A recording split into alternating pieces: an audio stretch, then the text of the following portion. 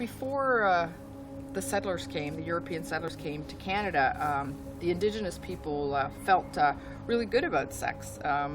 Most kids knew about sex from an early age. Mm-hmm. They thought of it as something really positive, mm-hmm. like a gift from the Creator, to show love, to have fun, to make children. Yeah. European people were really, really uncomfortable with sexuality, so people didn't talk about it. They didn't consider it to just like a natural part of life. Much more private. Yeah, and much more shameful. Yeah. So Indigenous people always felt really good about sexuality. Like I said, it was like a gift, whereas in the European people felt like it was like a sinful thing. Something to be hidden, something to be kept behind closed doors. Married, you had to just be a man and just be a woman, and so that was sort of imposed on our people. And then, so what's happened is now people feel really uncomfortable about sex. Mm-hmm. They think it's something shameful that you don't need to talk about, that you shouldn't talk to your kids about.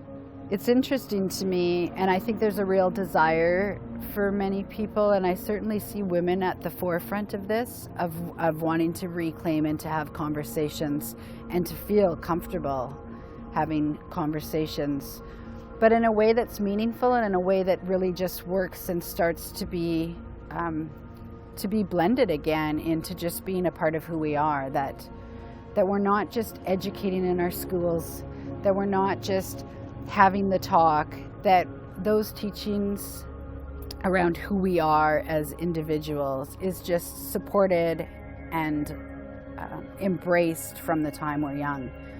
And, to me, I guess that would be decolonizing sexuality, or that would be what I would like to strive to support and to be a part of. When you have something that's like sex, that everybody does, that everybody's going to be included in some way. Yeah. Either you're just thinking about it or talking about it, you're having it, you're with yourself, with others, you're not having it and they're worried about that for whatever reasons.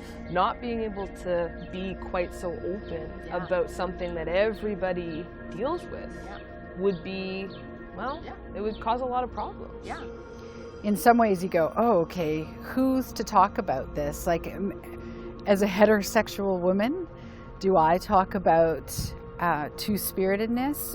And it's interesting to me. So then I start thinking, oh, it's funny that we're even like that. Like, that we have this idea of your sexuality, of who it is that you like to have sex with, or what turns you on defines who you are. And I just think that doesn't really define who you are. And I don't think that in the past that it was like that. I think I would guess because of the teachings that happen in our communities around the connection that we have to the land, to the water, to the animals, to the plants, that there was a connection that happened in who we are, and that spectrum of sexuality and where we found ourselves on that spectrum was not labeled, that it was just an accepted part and piece of who you were. Even now, people think about sex or sexuality as something that you do. It's a physical thing you do either by yourself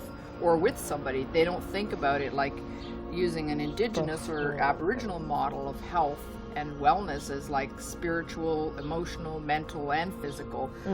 We can think about sexuality the same way, right? Yep. So sexual behavior can feel really good, in our bodies, but it also involves, how we feel about ourselves and other people, what we think about, like what we believe is right and wrong, how do we make decisions about whether we're going to have sex or not, or what we think is normal or not normal.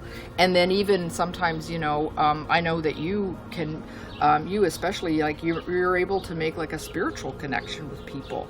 I think, and I hope that one day we get to a place where you're not defined by a specific label of your sexuality, that who you are and what you like is just an accepted piece, and that it's not that you have to introduce yourself with a base of your sexuality included, that it's just all inclusive, and that it's all perfectly natural and perfectly okay and perfectly acceptable on all levels.